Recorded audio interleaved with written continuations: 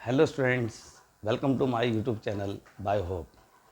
मैं शरीफ सर आज आपको क्लास 10th और 11th बायोलॉजी का एक एनिमल हार्मोन वाले चैप्टर में से ये थायराइड ग्लैंड और एक पैराथायराइड ग्लैंड और एक थाइमस ग्लैंड, ये तीन ग्लैंड आज आपसे डिस्कस करूँगा बच्चों में। देखिए, ये ग्लैंड बहुत इंपॉर्टेंट है, थायराइड ग्लैंड। कई ऐसे हार्मोन्स यहाँ आएंगे, कई ऐसे हार्मोन्स के नाम, कई ऐसी डिजीज़ के नाम जो बहुत इंपॉर्टेंट हैं नीट में और दूसरे एग्ज़ाम में पूछी जाती हैं। हमारे एग्ज़ाम के लिए भी इम्पोर्टेंट हैं, छोटे छोटे क्वेश्चन भी निकलते हैं 1-1 मार्क्स के, 2-2 मार्क्स के। तो सबसे पहले थायराइड ग्लैंड है क्या। आप यहाँ देखें, थायराइड ग्लैंड के अगर पढ़ाने जा रहे हैं, it is the largest endocrine gland, सबसे बड़ी एंडोक्राइन ग्लैंड होती है। जितनी भी बॉडी के अंदर एंडोक्राइन ग्लैंड्स हैं, एंडोक्राइन ग्लैंड्स वो होती हैं जिनमें डक्ट्स नहीं पाई जाती हैं। अभी मैंने एक वीडियो पोस्ट की हुई है, आपने देखा होगा, एनिमल हार्मोन करके। उसमें 2 ग्लैंड मैंने डिस्कस की थी आपसे, एक पिट्यूटरी ग्लैंड डिस्कस की थी और एक एड्रीनल ग्लैंड डिस्कस की थी। तो यहाँ जो मैं पढ़ा रहा हूँ thyroid gland, it is the largest endocrine gland. Largest क्यों होती है? क्योंकि इसका वेट सबसे ज़्यादा होता है, नियर अबाउट 25 to 40 ग्राम्स, मतलब अच्छा खासा वेट है। It is present in the neck region, ये हमारे गले में मौजूद होती है। मैं दिखाऊंगा एक डायग्राम के ज़रिए से, आपको शो करूंगा। ये देख सकते हैं आप, ये सांस की नली जिसको हम ट्रैकिया कहते हैं बच्चों, ये मैंने ट्रैकिया बनाई है, इसका नाम लिख भी दे रहे हैं, ट्रैकिया। ट्रैकिया सांस की नली है, ये इसमें मैंने बनाई। इस ट्रैकिया के दाएं बाएं दोनों तरफ अगर मैं आपको दिखाऊं तो 2 लोब लगे होते हैं। देखिए इधर एक लोब बेटा ये लगा है ट्रैकिया के लेफ्ट साइड, अगर मान लो तो एक ये लगा है राइट साइड। ये सब लोब लगे हैं, लोब, दीज आर लोब्स। इन्हें कह देंगे lobes of thyroid. Thyroid gland के लोब्स कहलाते हैं बेटा, ठीक है। तो ट्रैकिया एक सांस की नली है जिसमें थायराइड ग्लैंड के लोब्स लगे होते हैं। एक इम्पॉर्टेंट चीज़ ये होती है कि ये जो लोब्स दिखाई दे रहे हैं हमको ट्रैकिया के, यहाँ पर एक कनेक्टिव टिश्यू की फ्लैप लाइक स्ट्रक्चर, एक पट्टी जैसी स्ट्रक्चर यहाँ जुड़ी रहती है जिसको हम इस्थमस कहते हैं बेटा, इस्थमस, इस्थमस कहते हैं, ठीक है। तो एक छोटे से डायग्राम बना के मैंने समझाने की कोशिश की आपको कि थायराइड ग्लैंड जो होती है एक लार्जेस्ट एंडोक्राइन ग्लैंड होती है। ये पहला पॉइंट हो जाएगा इसके लिए। इस ग्लैंड का जो वेट है वो 25 से लेकर 40 ग्राम के आसपास होता है, यानी 25 से 40 ग्राम के आसपास। ये आपको दिखाई दे रहा है, ये हमारी ट्रैकिया जो सांस की नली है उसके दाएं बाएं लगी रहती है। इसका मतलब इसके 2 लोब हमको दिखाई देते हैं, मैंने लिख भी दिया लोब्स ऑफ थायराइड।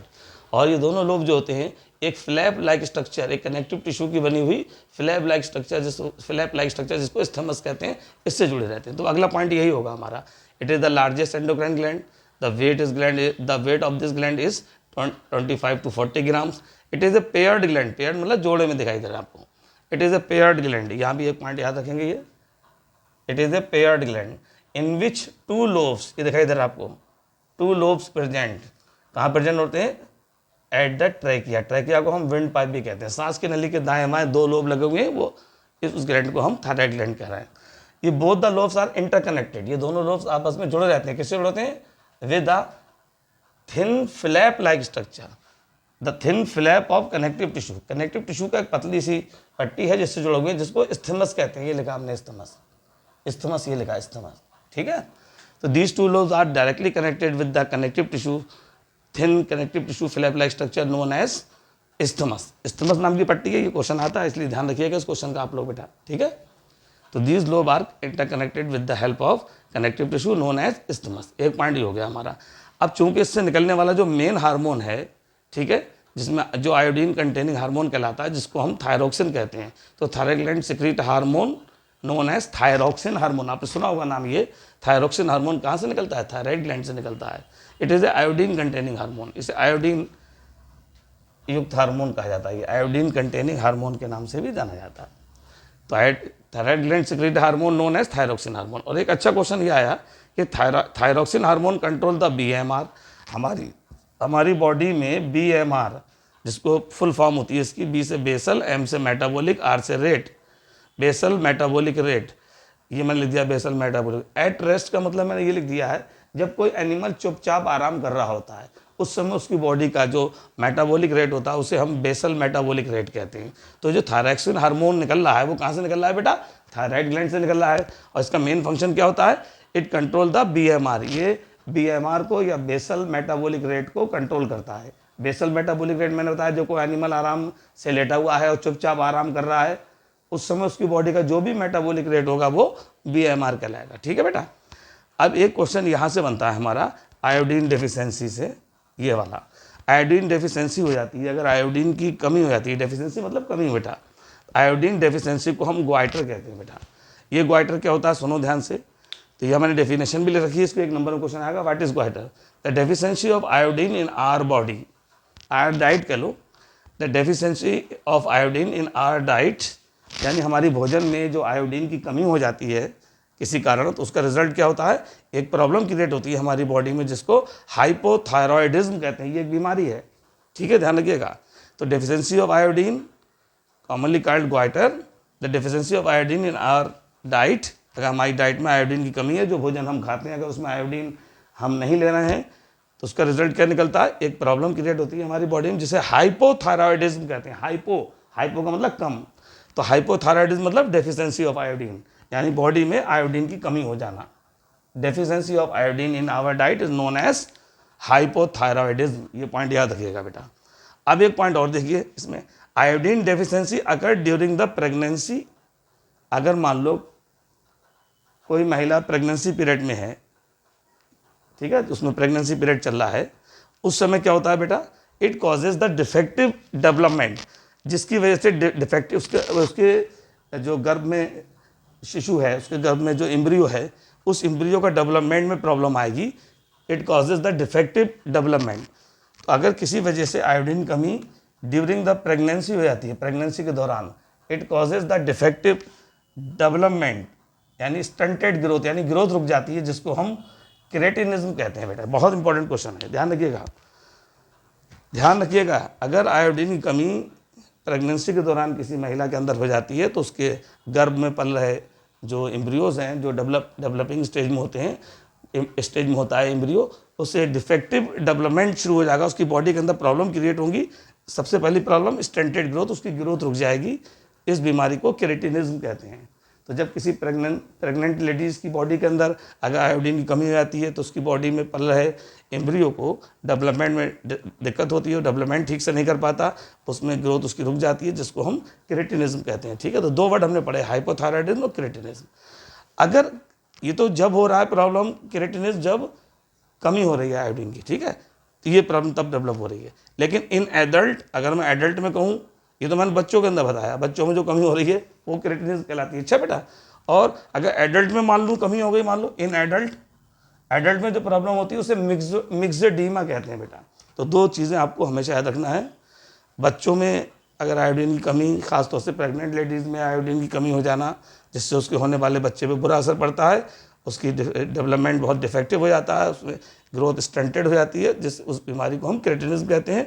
और अगर यही प्रॉब्लम एडल्ट स्टेज में होती है, जाकर जब इंसान बड़ा हो जाता है, एडल्ट स्टेज में आ जाता है, तो उसी प्रॉब्लम को मिक्सडीमा कहते हैं। ठीक है, बच्चों में क्रेटिनिज्म और बड़ों में मिक्सडीमा कहलाती है बीमारी।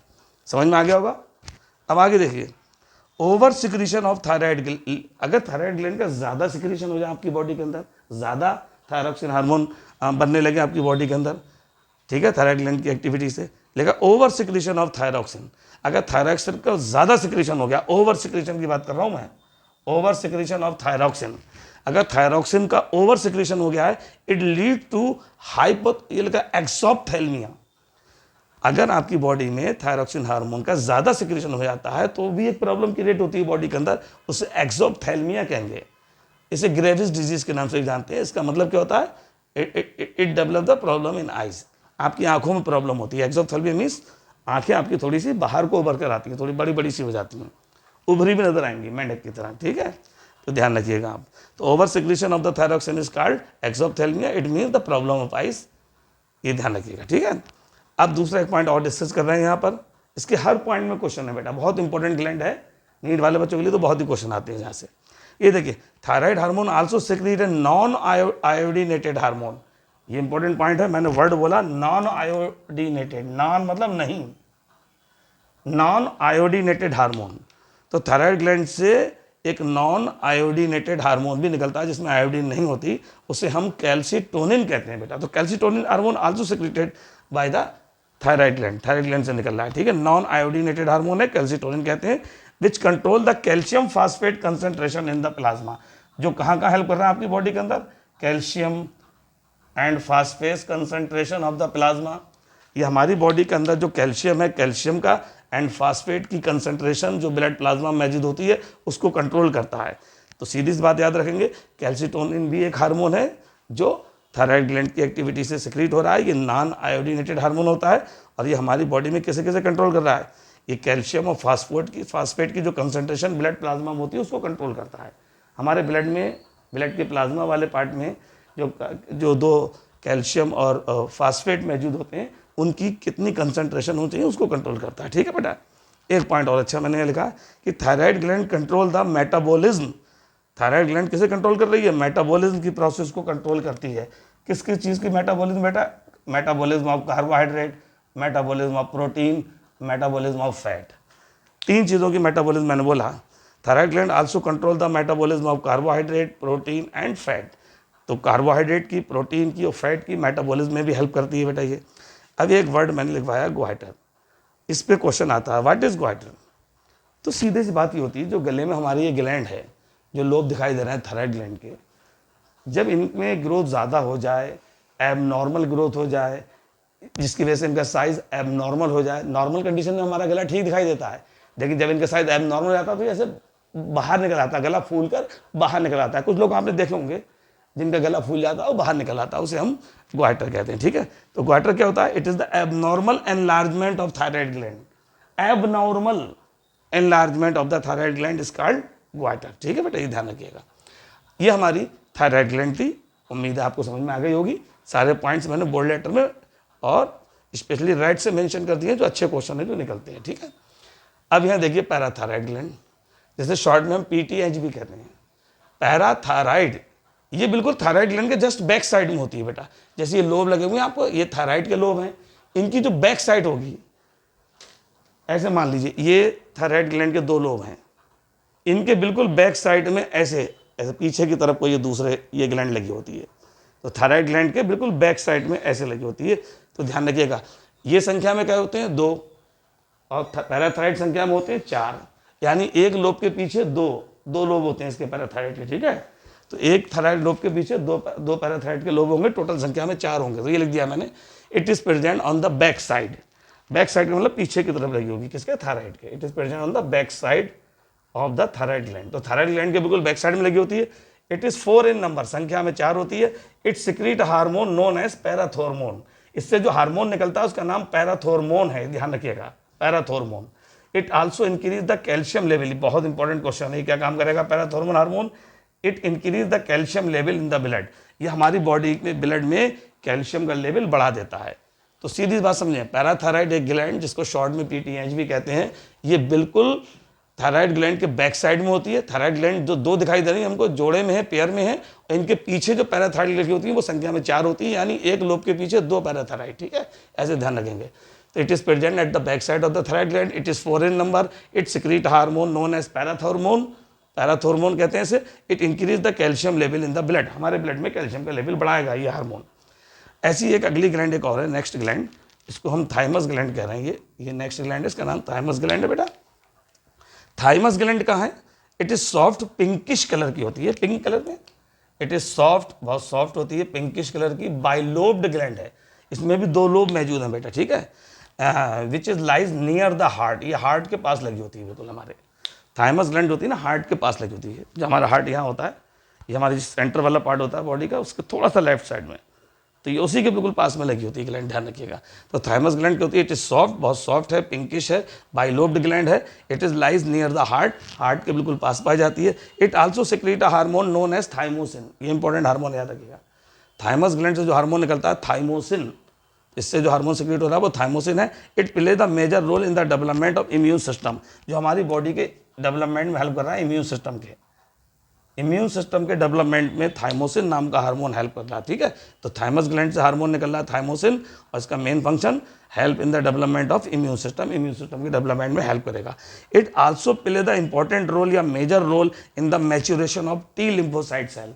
हमारी बॉडी में टी लिम्फोसाइट सेल वो सेल हैं जो बाहर से आए हुए बैक्टीरिया, वायरस, जो माइक्रोब्स होते हैं, जो बाहर से हमारी बॉडी में एंटर कर जाते हैं, ये उनको किल करती है, ठीक है। तो हमारी बॉडी का इम्यूनिटी को बढ़ाने में हेल्प करती है, ठीक है।